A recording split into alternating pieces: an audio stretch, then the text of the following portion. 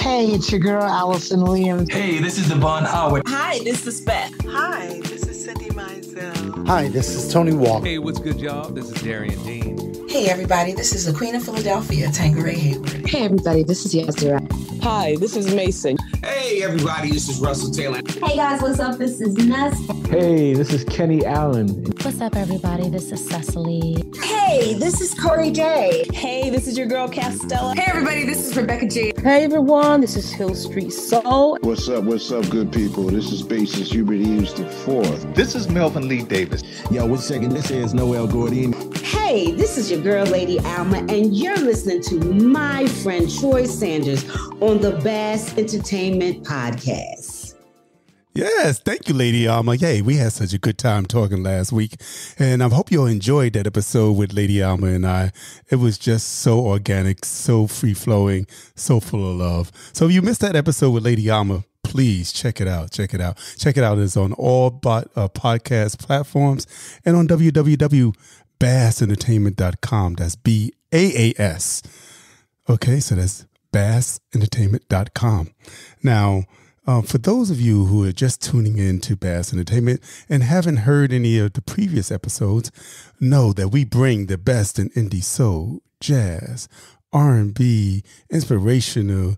I mean, anything that uplifts your spirits, anything that makes you feel good, anything that makes you think, we're going to bring to you because, you know, there's so much going on in this world today that's trying to bring us down, that's trying to divide us. You know, music is just one thing that brings everybody together. So that's what we do here at Bass Entertainment. And if you have been with us for a while, thank you. We are working on our third year doing this podcast. So I thank everybody that's been continue listening all throughout the years, and for listening us throughout the world. You know, we are listened to in 52 countries, which is, amazes me. I'm like, I think I'm only talking to people in the United States, but people listen in Japan, people listen in Europe, people listen in Australia. It's amazing.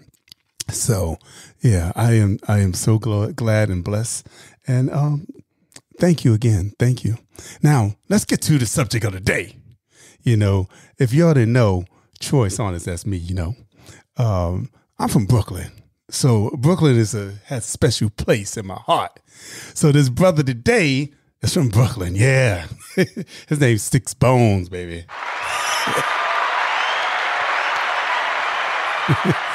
His latest album, Olimpik Soul, is just, it's the epitome. I mean, he has been doing this for almost 20 years at least.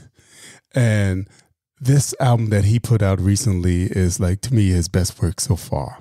And we're going to get to that. But before we get to that, I want to play something off of one of his original, one of his first albums. It's the lead song off that album, and rightfully so. It's called Double Jointed. I hope you like it. Check it out, y'all.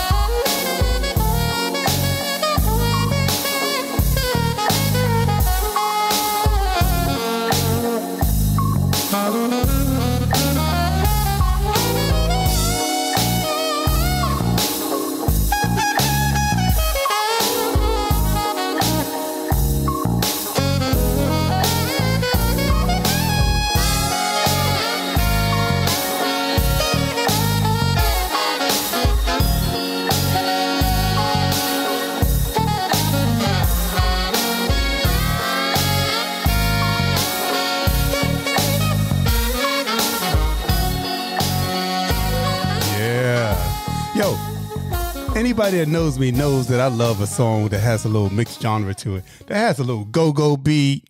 That has a little hip-hop beat. Give you a little jazz. It's mixing a lot of things in there, and I'm just loving it. I'm living for it.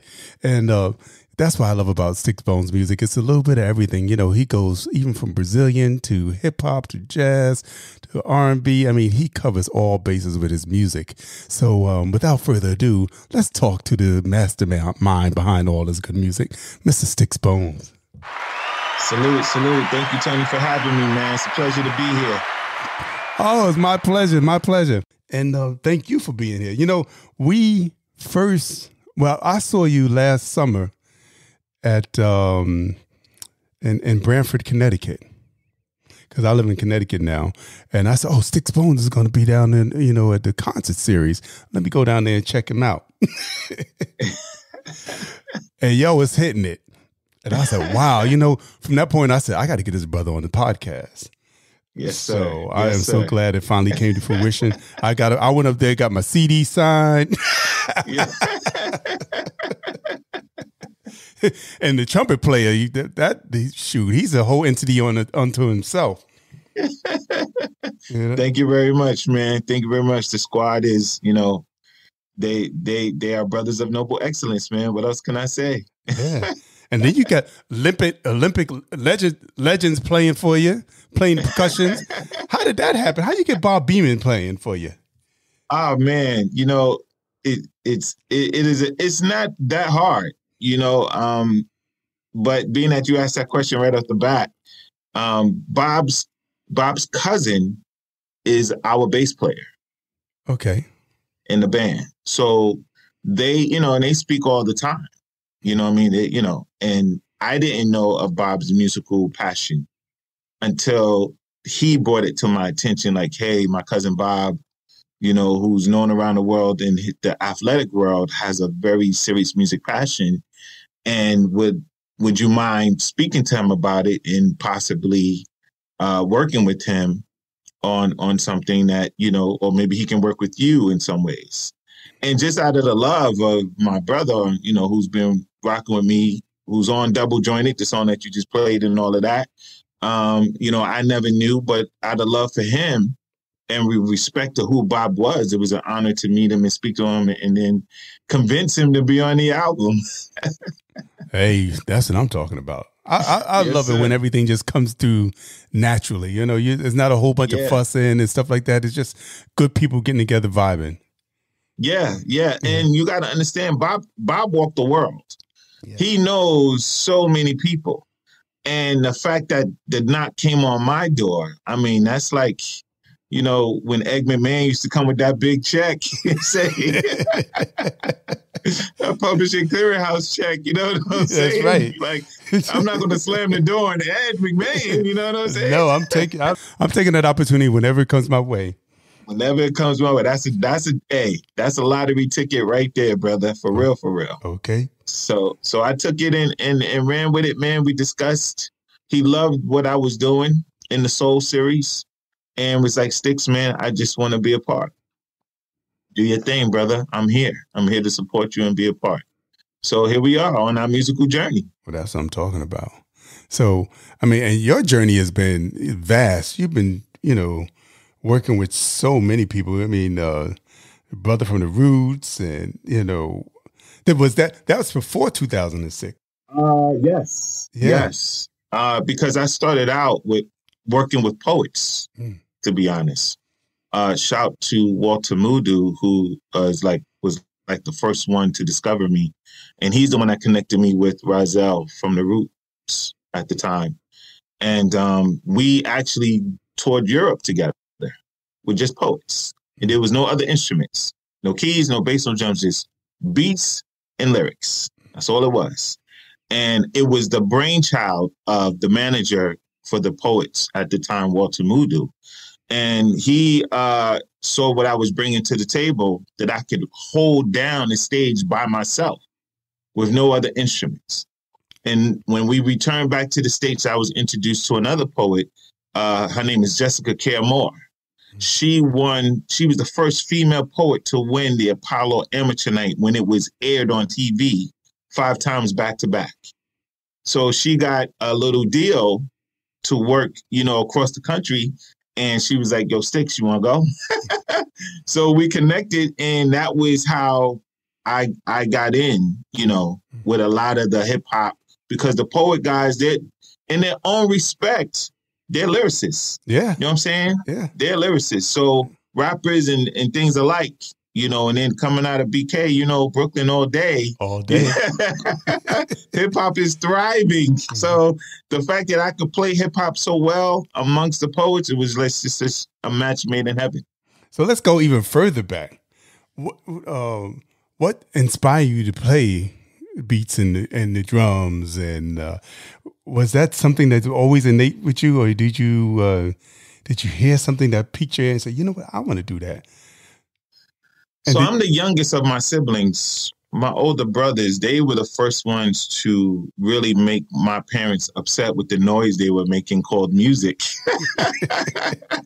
And I was the one who would just sit and observe them like, wow, I'll get to, because you didn't see anybody else. All I saw was them in their weekly rehearsals. They would have singers down and they would write all these songs. And my brother Anthony, he was the main one who was the drummer of the band. So he was like the first one I ever saw. And then mom took us to church, but my brother had it home all day, every day. So that's really my inspiration. But I wasn't inspired by musicians. I was inspired by DJs. So watching my brothers and them do the live thing with the band gave me what it was to do the drumming. It was hanging out with DJs that made me think of the music aspect of it, because the DJs was the ones who was cutting up the breaks, and they was the one dropping that fresh new record that had the dance floor, the parks, the barbecues, everything going. So hanging out with DJs, man, that was where I was like, if I can move the crowd like that, that's what I want to do. All right. So what made you switch to doing more of a jazz, hip hop thing instead of just sticking with the lyricist, or sticking with, a hip hop artist or somebody rapping, or, what made you say, hey, you know what, let me venture over to a little jazz? College, man. There was no hip hop classes in college. It was either orchestra, which I started out in and failed miserably. Like my first semester in college, I got F+++++. To the dean of music was like, listen, we're starting a jazz program and you will be in it.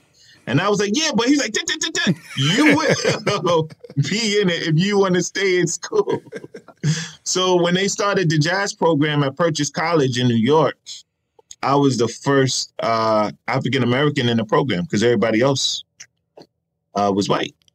And I graduated that year. My graduation year is when I met Walter Mudu, and I actually went on tour with them right through my years of college. So, but jazz was the only thing to learn. And everybody knew. It's funny because education, when you're educated and you're watching somebody who's just talented, you don't comprehend it. The professors couldn't understand how I was performing better as a jazz person than I was as an orchestral person. Because orchestra, you playing the timpani, you have to play the marimba, those type of percussion things. And it was nothing, I did not know how to read. Listeners, man, if you're a musician and you have the opportunity to read sheet music, please learn it. I think I would have gotten further or gotten there a little bit quicker had I knew how to read. They just saw I was talented. So they didn't know what to do with me. With jazz, the word improv allows you, if you can follow the form, you can play an improv on top of all the beauty that you hear. And that's what really got me to thrive. And through the improvisation skill that I developed in jazz is how I was able to connect with hip hop, because there is no school for hip hop. Right. You had to get your pen and paper. the real school is the school of hard knocks. If you know that saying, that meant you learned the skill of hip hop and how it came about by experience, not by education in the classroom. Yeah. Yep. Let me ask you, where are you from in Brooklyn? East New York. Me too.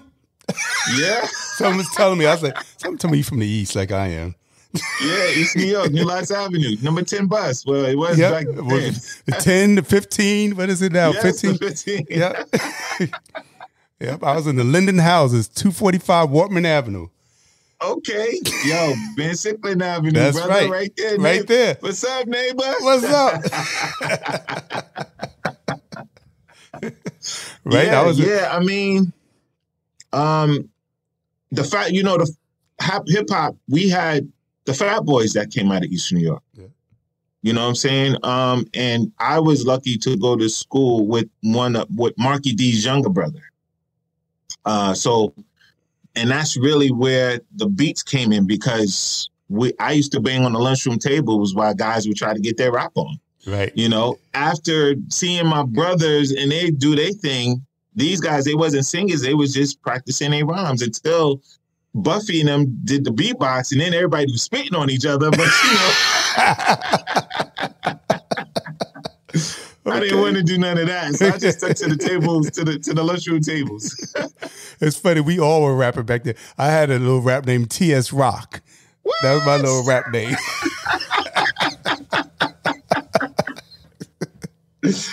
Okay.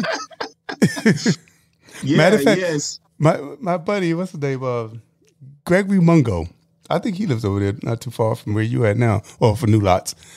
But what's his name? Silk. He's still doing it. Silk. What's Silk's last part? Can't think of it. But he's still doing some stuff too. So shout out to Gregory Mungo. Yeah, that was. Okay, we always have our little crew. You might have to make a return, T-Rock. Yeah. So I was looking through your biography, and I'm like, wow, you contribute to so many soundtracks and other people's projects. And do you write on a lot of those projects? Or are you just playing? Are you playing the percussion? Or yeah, at that time it was mainly I was the kid who knew how to play drums. So I was mainly the drummer on a lot of people's stuff. It wasn't until I met Ray Chu. Ray Chu is the music director for Dancing with the Stars. Yeah. He's the one who sat me down, because at the time they were doing Showtime at the Apollo. And he was like, Stix, man, I know you're happy where you are, but eventually you're going to have to start writing music if you want to stay in the game. And I was, when you don't see the issue, like he was looking ahead. He said, hip hop is not going to sustain a budget for you. So you have to start writing music. And I have to give him credit. I'm real close with DJ Scratch from EPMD. Mm-hmm. And when I told him what I was needing to do, he gave me his beat machine to start working and learning how to compose beats for real. But it wasn't so much writing beats, because the thing that I learned in school was your melody is your music. If you can write good melodies, I wasn't an MC to write rhymes, and I definitely am not a singer to write, lyrics to sing. But melodies is what I developed going back from the school years. So instead of now, when you play double jointed, that was my first with the hip hop machine, and you would be like, yo, this feels like something a rapper can get on. Mm-hmm. And I didn't want rappers. I only wanted musicians. So that's why there's a sax player, shout out to Richard DeBrew Jr., who played sax instead of an actual vocalist, rapper, or singer on that track. Mm-hmm. Okay. Yeah. But I was a drummer first. But it all came out great. I mean, but I can hear the progress from then to now. Yeah. Because before it was a melody with somebody that would play the piano or somebody would sing. There wasn't a lot of chord changes in it. Mm-hmm. And now I listen to it now, you giving us a little more chord changes, which I like. I like the fact that it's taking you in a new direction than what it started out with. Yeah, because my mindset was still based trying to be keeping it real with hip hop. I still wanted to be in that zone. And I knew that with what I was working with only allowed me to work under those conditions. It wasn't until I got under more musicians who was kind of showing me as a drummer that, because I don't have a melodic instrument, so I'm tempo in the beat. Like, that's your number 1, 2. So the first album, that was first. That was the first mindset. Make sure the tempos I wanted and the beats I wanted, because I wanted people to really, there's no drum solos. Right. You know what I'm saying? On the first projects. So that right there was where I was until I started seeing, until I got to radio.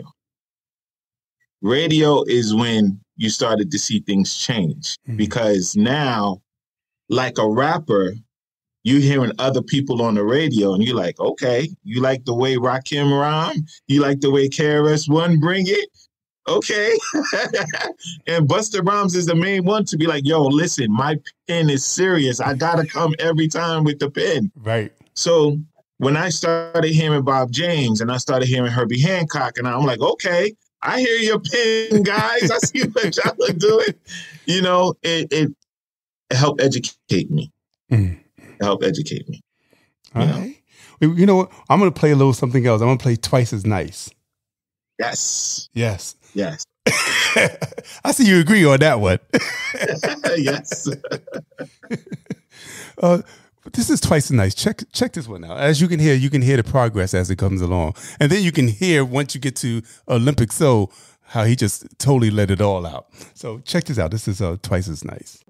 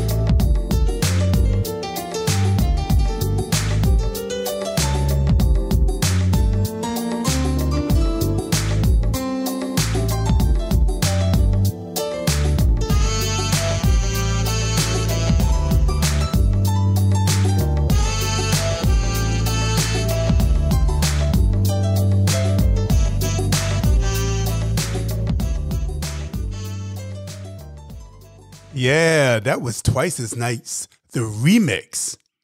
Now, Stix turned me on to the original version also. I want to play a little bit of that for you also, and then talk to Stix about the reason behind both versions, all right? So check this out. This is Twice as Nice, the original.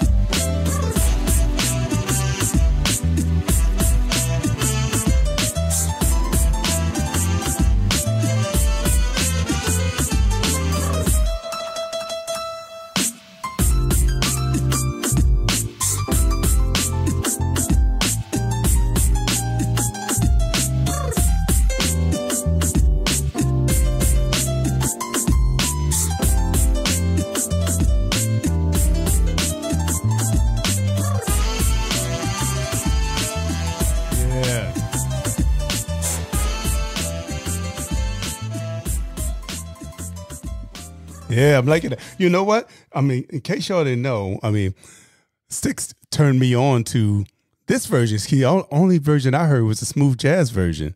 Now that I'm listening to this version, I like this version even better because it gives you a mixture thing. You know, I know that if you go to a smooth jazz radio, they wouldn't play this version because they would say, "Oh no, it's too hip hop. It got too much stuff going on. It's not smooth enough." So you need to take that beatbox out of there. But I like the beatbox version. Yeah. What was your thought process when you made this? Title, which is Twice as Nice. I wanted, hip hop, you brag and boast of what you're good at. So I'm nice in hip hop and I'm nice in jazz too. But I'm twice as nice when you hear them combined together, and that's what, but I knew, as you just mentioned, the rules and regulations, I had to do the remix just to satisfy if I wanted it to land, on other sources. But yeah, that is me saying, I'm twice as nice. That was me kind of growing more on the jazz side, feeling confident that I was able to really sustain myself and remain here as a jazz artist, but also have my hip hop side about me too. And I'm nice in both of them. You know what I'm saying? Yeah, sure is. Now, you wouldn't believe that song is almost 10 years old. Yeah. Man, you've been out for a minute now. You still look young, though. Thank you. I'm looking at these years and stuff. You talk about you was out when, Fat Boys. I'm like, wait a second. You don't look that old. I'm like Cat Williams. I started when I was 3 years old. Right. I'm like, wait a second. I look that old. Wait a second. Yeah, the audience is gonna be like, these guys must be high. They're laughing the whole time. Like, no, we're just having a good time. But that's what we do it. They know, the audience know when I do my podcast, it's all about making everybody have a good time. It's all about laughter. It's all about the music. It's all about positive energy and positive vibes. So anybody that's been tuning into this know that we're gonna be laughing. Okay. You know what they say? Huh? You know what they say, a laugh a day keeps the problems away. That's right. So it's good to smile, man. It's good. It's good to smile. Exactly. Hey, this is your girl, Lady Alma, and you're listening to my friend Troy Saunders on the Bass Entertainment Podcast. You know, this started, this whole podcast started in the during COVID, and I was like, dang, everybody's feeling down, and all this stuff is going on. We need something to laugh and, bring some music out there. Let's get some positive vibes. Let's get some artists on here. Let's uplift them, listen to their music. They've been going to some stuff. A lot of artists was making incredible music during that time. I said, hey, come on, let's do this. It's amazing, man. Salute to you for your mission, man. For real. Thank you. Thank you. Salute to you. Yeah. So I'm just happy that it's still going on, and a lot of artists really love it, Yeah. Yeah. Artists it's good to be here, man. Thank you. Good Thank you. And I'm so glad. I mean, it took a minute because I hit you up. I hit y'all up in August or something like that after I saw you at the show. But then we lost contact and blah, blah, blah. I said, well, you know what? The new album is coming out. It came out. Come on in. Come on, let's do it now. Yeah. Perfect timing. Perfect timing. Yeah. Yeah. So, perfect timing. I want to play something else before we get to new album. And what I also want to mention is that, like, when I listened to that first album, you have a song in there called Love. Mm-hmm. And I love that also because that gives you a little Spanish Brazilian feel to it. You show a little versatility in the style of music. Yeah, I wrote that for my wife, man. Because sometimes you hear the horror stories. Like growing up, I saw the lifestyle that artists was living. You had a wifey at home, but then on the road, you're a whole nother person. Mm-hmm.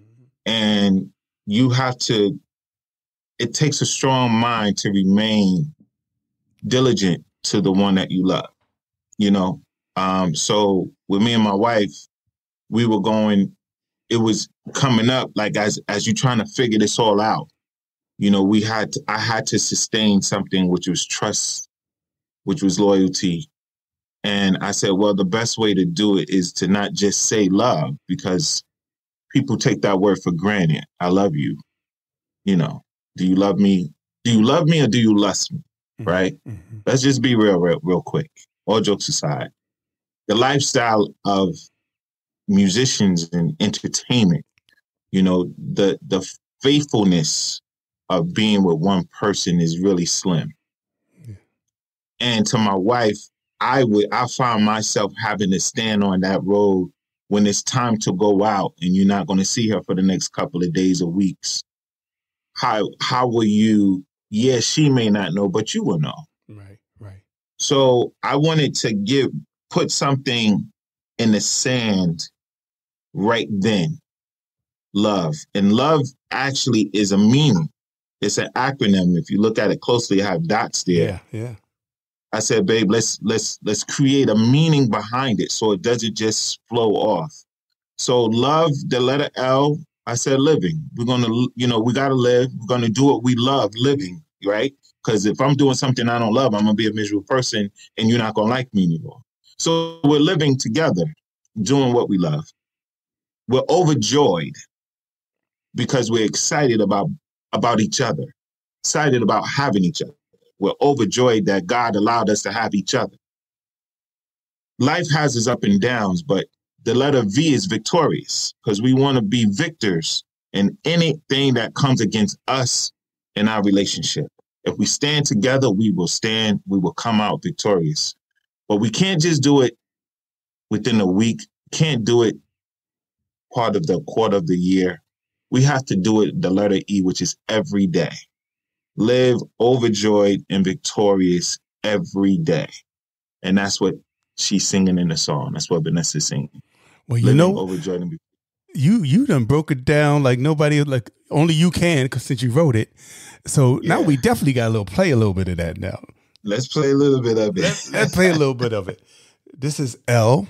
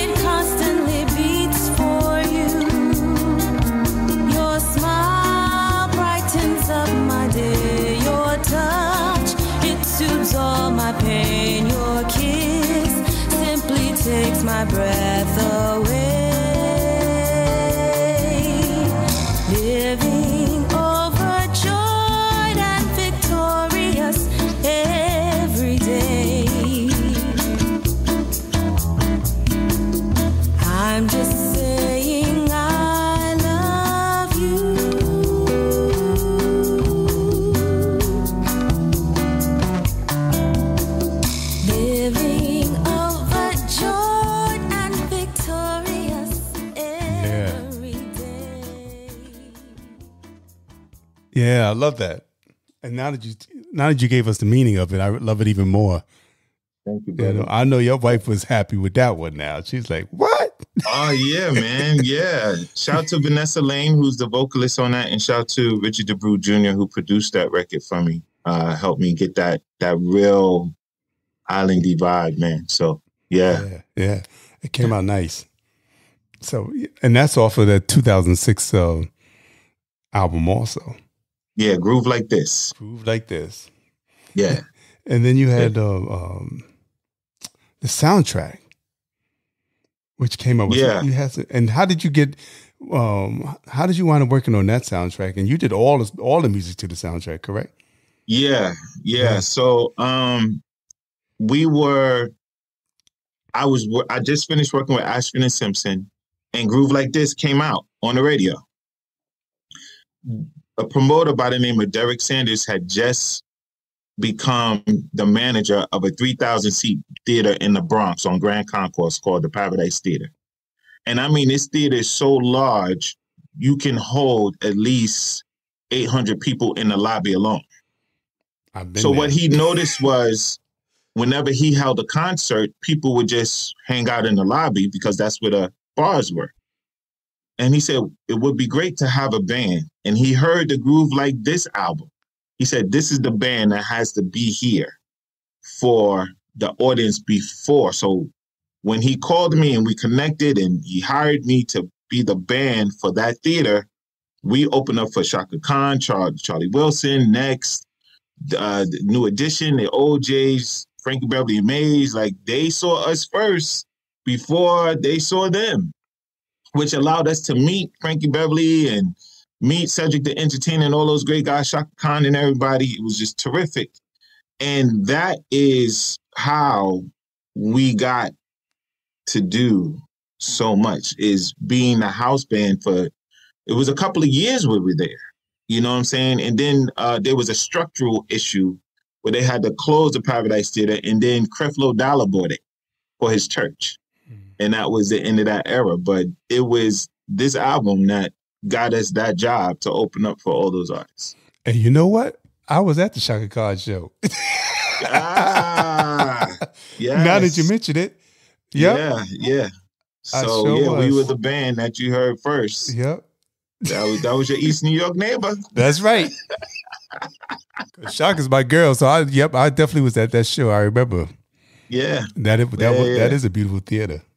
Huge. So that was, really what set the bar for us, for me as an artist and as a performer, because, you got to come correct. And it was a blessing.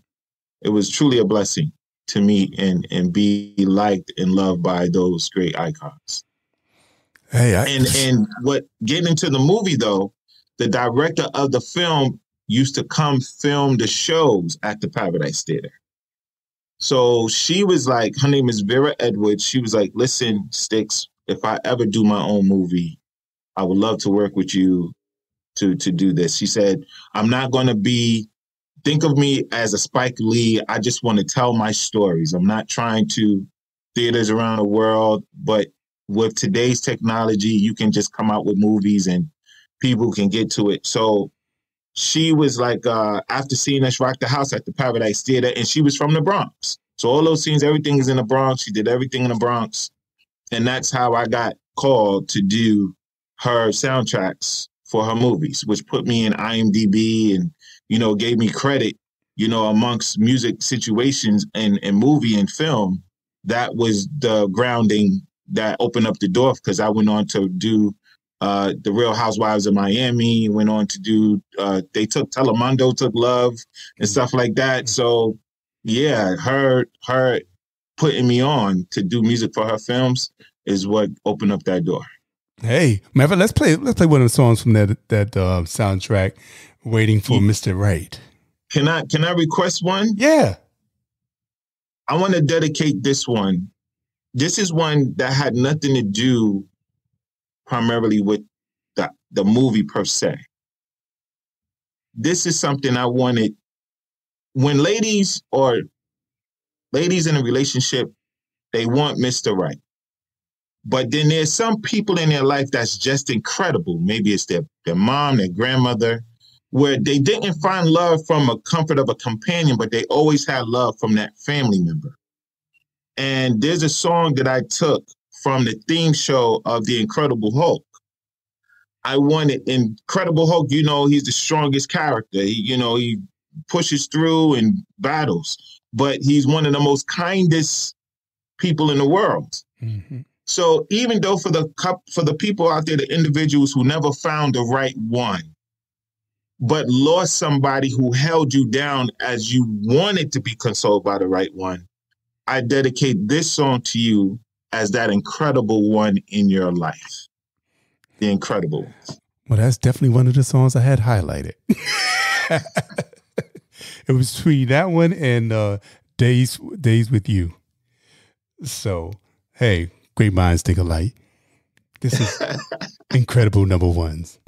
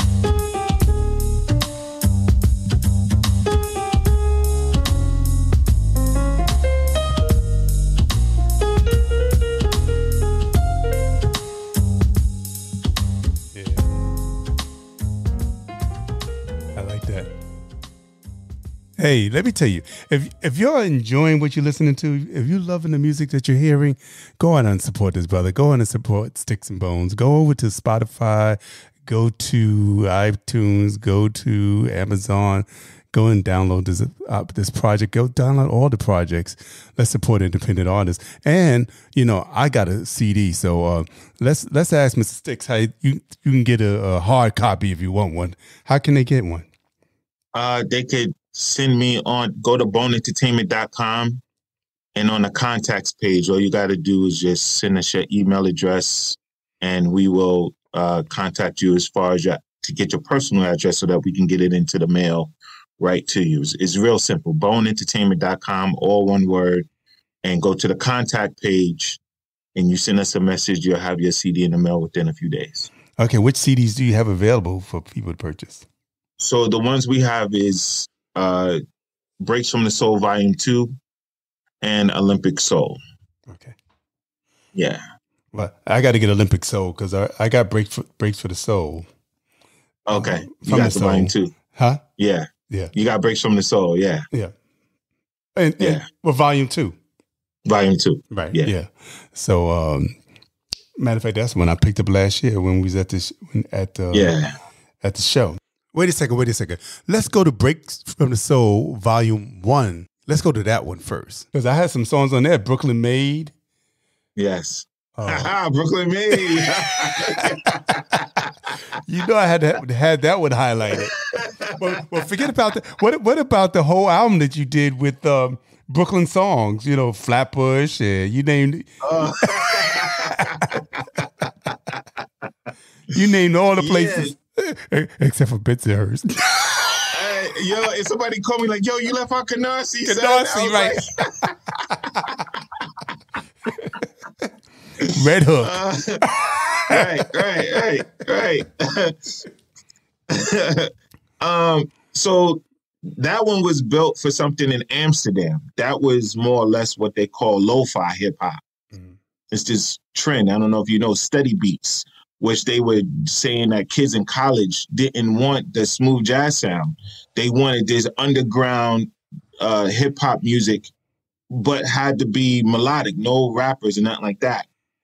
So that is what it's called lo-fi hip-hop. The Brooklyn Nites EP is what you're talking about, yes, with all of the Brooklyn pieces. Because I was like, yo, if it's going to be my first one, and y'all in Amsterdam, y'all going to know about Brooklyn today. You know, so... So that one, you got to have a taste for it because it's for this market called study beats. which I was wondering. I was like, why there's no changes up in these songs? It's just 2 minutes. Like they gave me the memo. Like it's 2 minutes, no bridge, a little bit of here and there, and keep it simple. Yeah. Because the kids are studying. They didn't want too much too fast for them. Okay. So that's Brooklyn Nites. What's up, good people? This is Bassist Hubert Eves IV, and I'm chilling with my man Troy at Bass Entertainment. Tune in and stay safe. Okay. But getting back to Breaks from the Soul was how do I say this? I don't want to say it was a test record. It was an experimental record. Breaks from the Soul is 2 portions, the breaks and the soul. So I was hanging out with the DJ from De La Soul, DJ Maceo. We were in the video for his artist at the time. And he called us to replay a sample that they couldn't clear. And out of the whole record, they took this 8-bar break. And I was like, this is it? Yo, just play this part. And I started getting a lot of calls to play just the small parts of the record. So I was like, wow, y'all really do this sampling thing for real. Mm-hmm. And then some of it be the most soulful part of the record. Mm-hmm. So I said, listen, if I do a record that gives you both, will you consider using it as in your sample when you're sampling? And he was like, of course, let's see what you got. But not knowing how jazz community would accept it, or the hip hop community would accept it. So it was an experimental record during the pandemic when we were all home. And the break part, if you notice what Brooklyn made, there's a part where just the bass is playing before it goes to the vamp of the solos. After the initial melody starts, right? You've never heard that in a jazz record that is on smooth jazz or whatever it is you're listening to the guys today. Right. And that was the experimental part of the breaks, because I knew this is something that the DJs like to use. Yeah. And that the whole record, What the Funk You Want, there's a breakdown in there. With Love on the Water, there's a breakdown in it. There's breaks throughout the whole record just to experiment to see how it was. And to my knowledge, that record was sampled over 1,000 times across the world. Wow. See? Well, we got to give everybody a sample now. Let's play a little bit of Brooklyn Made. I love doing this because I like enlightening people, and I'm getting enlightened myself. So I'm loving it. So this is Brooklyn Made.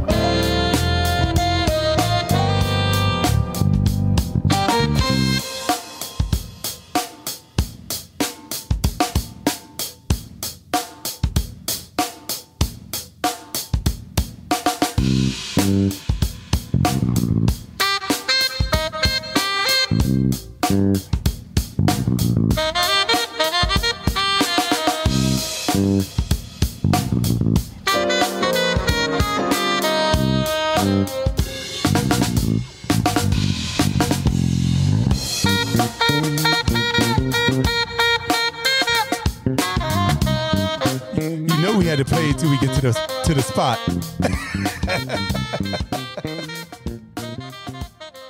Yeah. Yeah, that's what I'm talking about. See, now that you explained it, now I understood, because I said, all right, he put that up in there. When I remember listening to it, I said, all right, that's different. So now I get why you did it. Yeah. It was, that's that part where they just loop it back and keep cutting it back and forth, chop it up. And even that piano intro, like the DJ was like, yo, man, forget about radio regulations, no time, make it 7 minutes if you want it to be 7 minutes the way Chameleon was for Herbie Hancock. You got two different parts of one record. We love that stuff. Yeah. You know what I'm saying? And sometimes I had to realize that radio does take the fun out of creativity, because you have to be within certain time constraints, man. Yeah. But yeah, they encouraged me to just be like, yo, just let it flow. No rules. Yeah. Lady Alma and I was talking about that yesterday. I mean, last week. Wasn't yesterday. We were talking about that last week. And we were saying how sometimes you just got to go with what you love, what you feel inside your soul that you want to bring out. And those who are going to gravitate to it are going to gravitate to it. You're going to find an audience, instead of always trying to change something to be for the masses or whatever. So this is one of those type of things, I believe, that, you went in and did what you wanted to do. Yeah, but there's a risk, and you gotta acknowledge the risk, because the powers that be will shut you down. The beauty about this was the timing. There was no power. Music was the first line of defense during the pandemic. True. Our military is millions of dollars that I'm into. They were powerless when it came down to the pandemic. Yes. And what was people gravitating to when they was going to the hospital? Their favorite song. Yeah. Music was the number one, right? So this was the perfect time to experiment something like this, which evolved to say, I'm going to make this into a series, which is how we have the Soul series. Mm-hmm. You know what I'm saying? Mm-hmm. And also growth in my writing, my pen, as you can hear. But, to the listeners, man, there is some things that you got to abide by if you want to get your foot in the door. There's no way around it. Play the rules until you're big enough to where they listen to you and you make your own rules. That's just the name of the game. Get your foot in the door. You know what I'm saying? If you got to start out in the mailroom, don't try to be the supervisor until you graduate up into that corporation and do what you got to do. And only time will make it happen for you. Mm-hmm. So this was one of the things where, thanks to the sampling reports of this record, and I saw how embraced it was by the jazz connoisseur and the hip hop community, that was like, I said, I'm going to stay in this lane right here. Mm-hmm. I didn't want to compete with any of the other smooth jazz artists. I didn't want to sound like any of the other drum artists. I wanted to find my place, and this is it. Mm-hmm. And it's a good place to be, because it's your own spot. Nobody else is doing this. Yeah. Which is what makes it scary for radio. True. Hey, wait a minute. Is our listener going to turn the channel? Mm-hmm. Oh, wait a minute. How's it, it's how there are not many risk takers today. Everybody is so safe. Yeah. Or they want you to take the risk first, but you don't have the capital. Right. They're going to hope, they're going to wait to see if it's going to take off. And then if it takes off, then they're going to put their coins behind it. Exactly. Yeah. Exactly. You know what I'm saying? So, but all you got, if you believe, man, just believe, man, that this is you, and you have to go for it, man. Whether you're a singer, whether you're a composer, whatever it is that you do, that I know you hear it time and time again. Don't let nobody stop you from your dream. Don't let nobody prevent you. And yeah, all of that is true. But if you have a friend that is already put on and that person is not coming back to help you, mm-hmm. you know what I'm saying? Mm-hmm. Wake up on that. You suppose somebody helped somebody along the way. Yes. find your village and find your team. Because you can't do it by yourself. It's so true. I'm so happy for this podcast. You are giving me a voice when somebody else wouldn't give me a voice to express this music. Thank you for helping me. Thank you for allowing me to visit your village. You know what I'm saying? Yeah. And I hope any artists don't take it for granted that this is here. This outlet is here because you are giving us a voice to people who normally would not hear us on their favorite XM Sirius station, on their Spotify playlist, or in their regular where they go to listen to music. Right. Thank you. Oh, it's my pleasure. Like I said, I do it out of love. I love music. I feel like there's a need to push different types of music than what we hear on the radio.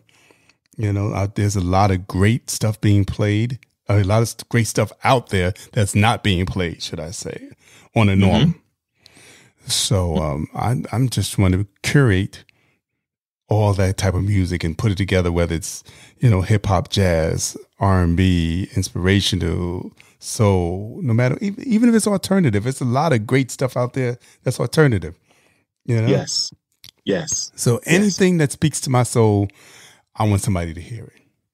I mean, every day I'm putting new playlists up on my Spotify, because there's so many different things that I hear. And, I think people want to hear this. I think people want to hear that. So I think sometimes I need to edit some of them down. It might be too much on there, but. Feed them all, Trey. Right. Just keep on eating. Take some leftovers. Right. You got your Tupperware? Go get that bag over there in the corner. Double it so it don't pop at the bottom. Exactly. Yeah, I'm just feeding the folks. Feed the people, man. Yeah. Yes, sir. So let's I'm happy to contribute. Oh, thank you. Let's talk about the new album, okay. Olimpik Soul. Like I said earlier, I believe that you hear the progress, you hear the growth, you hear the changes that you went through musically when you hear this album.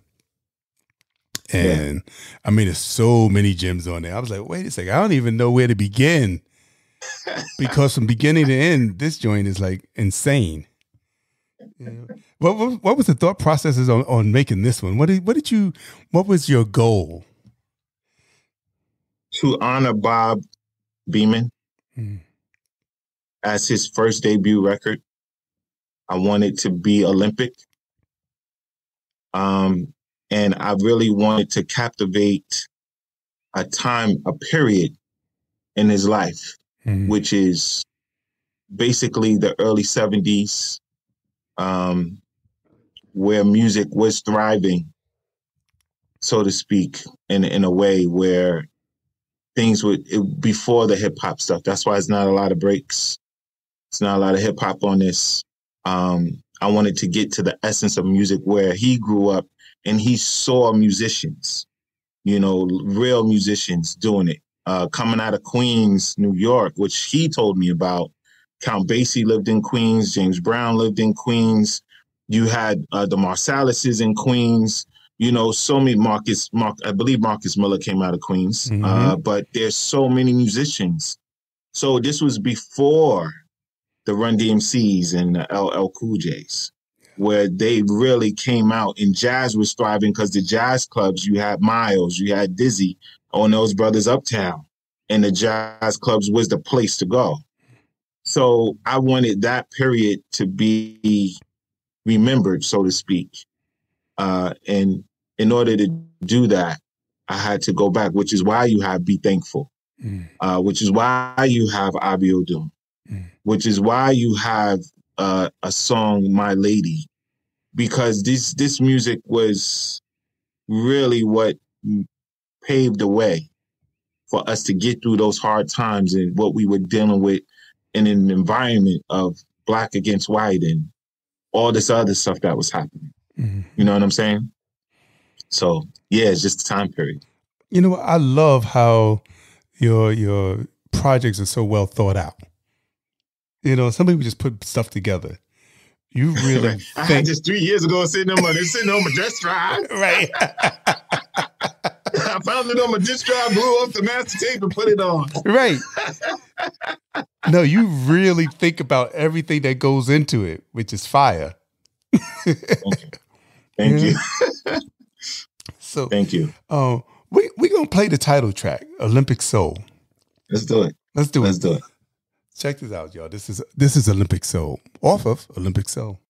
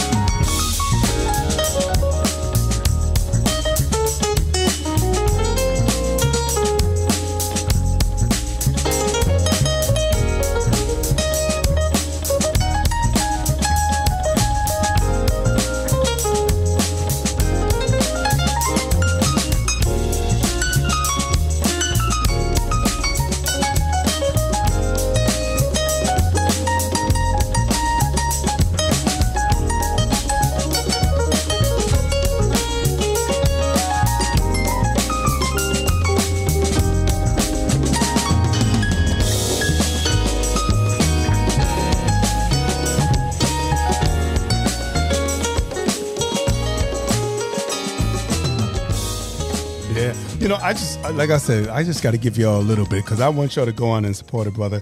Go on over to his website and purchase a copy. If you can't purchase a copy, go to, you know, your listening platforms and download it and share it. You know, everybody can, you know, sometimes somebody say, well, I don't have the money. You know, you never know what somebody's situation is. But if you can download it, share it with somebody. Somebody else would tell somebody. Somebody else would tell somebody else. And before you know it, the word gets out. And this album is doing really well for you, right? Yes. Yeah. We're climbing up the Jazz Week charts on this record, man. Higher than I've ever gone, honestly, from the jazz community. Yeah. So I'm really grateful on how well the record is doing. Absolutely. And got us talking about it too. Like, yeah, absolutely. Yeah. Yeah. So are you going on tour with this? So we're building because this is an Olympic year. So the word is trying to get us to go to the Olympics, right?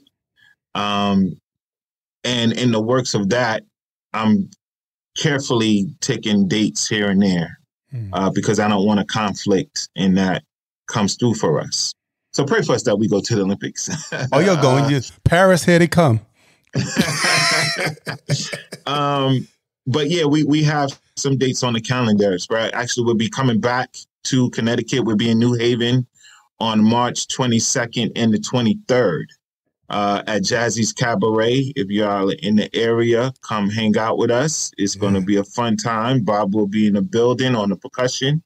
Myself and the rest of the Bone Squad, we will be there for 2 nights because when we were there last time, they was like, y'all wasn't here long enough. So they booked us for 2 nights this time. That's what I'm talking about. And I'm grateful to that. So come on out, meet us at Jazzy's Cabaret. That's Friday, March 22nd and March 23rd. That's Saturday. Rain or shine, we're there. And then we have, you know, we may be in Peekskill, New York in May. We got a festival here in New York in September. and we're talking to some people out of town, like we're looking at Boston and things like that. So, the doors are opening, especially as the record is making its way across the nation. Yeah. Thank you, all the radio stations who have put us in your rotation. We appreciate it. Don't miss the boat, man. It's Olimpik Soul. Let's get it. We want to meet you. That's right. Come on down, y'all. I'm gonna have to go on to check it out in Connecticut or even Peekskill. I got a little place not too far from there. Either one of those or both. Shoot. Yeah. Shoot, I think New Haven is closer to my house than Branford was, and I still would all the way out to Branford because I live in Danbury. Oh, wow. Yeah. Okay. Got you. Yeah, man. Come meet us in New Haven, man. Let's have a good time. Yeah, definitely. Let's have a good time. But the album is doing well. People love Be Thankful. Yeah. Which, again, I picked that song because of the period. I wanted people to be reminded of the period. And it was a challenge because I still wanted to be today's flavor of soul. So I'm happy for the good responses that I've gotten. I wanted to do William DeVaughn a great honor for writing such an incredible song. I did not want to tarnish that at all. You know our folk, Troy. We talking about you behind you. Yeah, right. Stix. Right. He should have touched that. He should have left it alone. Nothing as good as like the original. Everybody always want to try to do something over. Leave it alone. Leave it alone.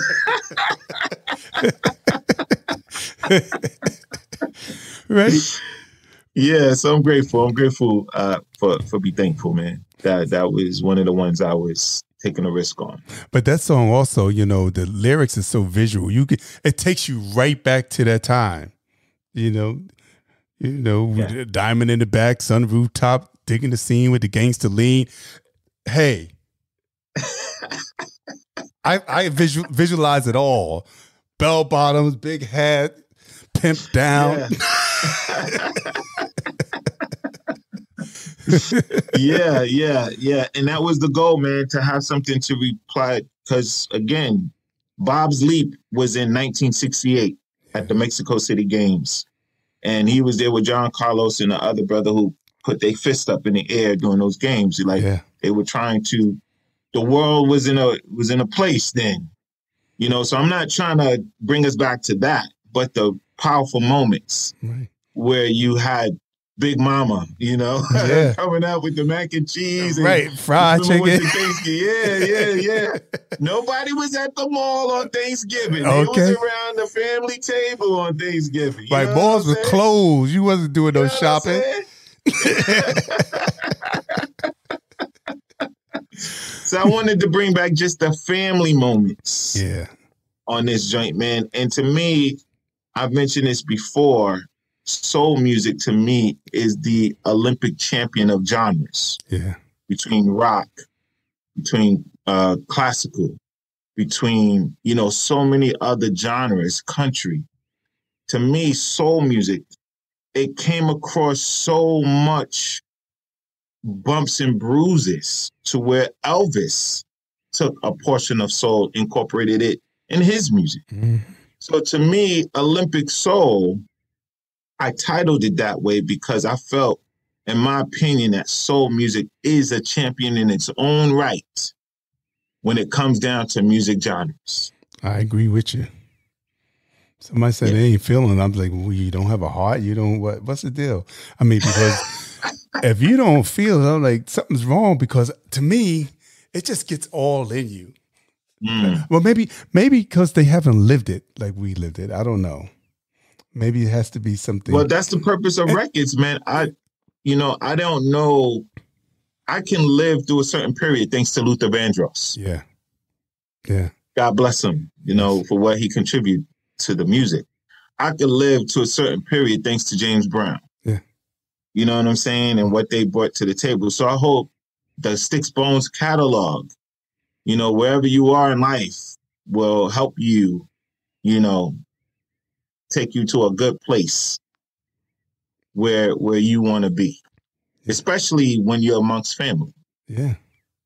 Because, this is something that you can play at the family reunion, wherever everybody get together, put it on, and they were like, "What's that?" All right, that almost makes me want to move, but then it makes you, it gives you a little bit of everything. Matter of fact, I mean, family is good, and that's why I started my own line dance called the Promenade, which is on Breaks from the Soul Volume 2. Yeah. So we have a line dance to that, because when you don't want to do the wobble and when you don't want to do the electric slide, you can learn the Promenade. You know what I'm saying? So yeah, it's all about family, man. Family first. All right. So where can people? Is that on YouTube? How to do the Promenade? Yeah, the YouTube. All you got to do is put in Stix Bones line dance. All right, y'all go check it out. Yeah. Because when you come to a Stix Bones show, you got to do it. Matter of fact, you did have everybody out there doing it in Brantford. See what I'm saying? Now I remember now. So when I come in there next time, I'm gonna be doing it. I gotta do the promenade. Move out my way, old lady. Right, I'm doing the Brooklyn Promenade. That's the main promenade right there. And that was something because, again, man, when you're around family, you want something that's going to give you good memories, right? Yeah. And, we love all the artists that we play, everybody who's contributed. We love Michael Jackson. We love the music that came, Lionel Richie and everybody that makes you feel good. I just want to compliment that in the music. As you can see how far I've grown. It started out with just hip hop and just being true to the game. And now it was like, as I got older with my family, I saw the importance of family, especially when your loved ones start to transition. Yeah. And you're not here anymore. You want to take it back. So I admonish the listeners here, enjoy the moment. You know what I'm saying? And put on your favorite song to help cherish that moment, that you guys could be remembered with a legacy and longevity for days to come, whether you're here or not. Yeah. Amen to that. That's what I'm talking about. Well, I want to play a little bit of Be Thankful, and then I want to go out with Monday Madness. Okay. Because Monday Madness is insane. I mean, from the first note, I was like, oh, Stix is doing the damn thing on this one. Yeah, Monday Madness. It took me. Immediately I was taken with that song. So we're gonna play a little bit of Be Thankful, and you folks out there, don't be hating on a remake now, because it's a good remake. It's a great reinterpretation of it. So don't be like we were talking about earlier, I don't know why he had to mess with it. Leave it alone. Hey, get into it. Let it take you back. Let it fill your soul like the first one did. So this is Be Thankful.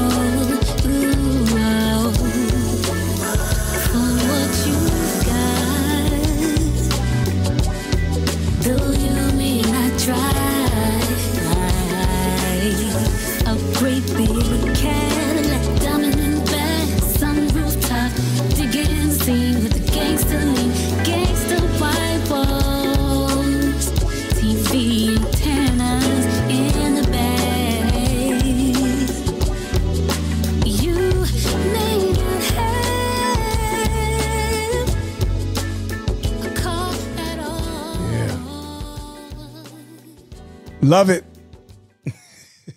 Love it, love it, love it. Man, Stix, thank you so much. Thank you so much for coming out. Thank you so much for coming on to the podcast. It's been a pleasure, a joy. Like I said, if people love laughter, if they enjoyed laughing, and if they enjoyed the music, we did our job. We did our job. Yes, sir. You know, and, you know, don't be afraid to come on again. You know, let me know.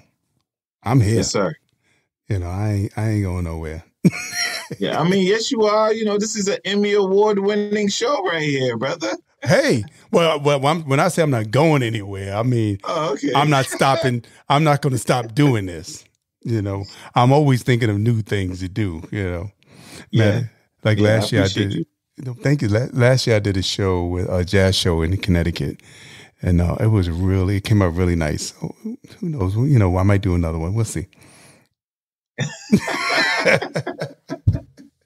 Well, with all the artists that you've been interviewing, you got a great lineup. I'm gonna tell you that. Right. I just need some great coins.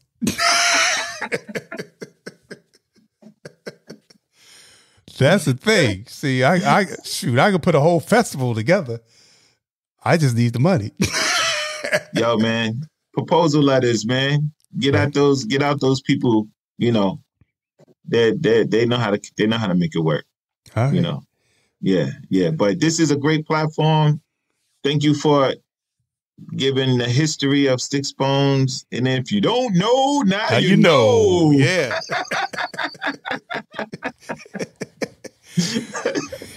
And thank you once again for coming on. Thank you for everybody that's been listening. Once again, if you want to check out other episodes, we are like 94 episodes in. You know, so far this year we have Miss Cecily, Deborah Bond, Cy Smith, Stix Bones. Coming up is Matt Carson, Frank McComb, Lady Alma we had on last week. Yeah, we doing it this year. So it's so many more that are coming up down the pike. So keep tuning into Bass Entertainment Podcast and to get your indie soul, jazz, R&B, hip hop, inspirational life. Yeah. And, you know, continue to listen and continue to give each other love, continue to love one another, continue to share positive energy, and let's help to make this place, make the world a better place. And thank you again for listening. And we're going to go out on Monday Madness. Now, I know, you know, people are like, oh, you know, we hate Mondays. But this song might change your mind about it. You might want to play this every Monday to get you started.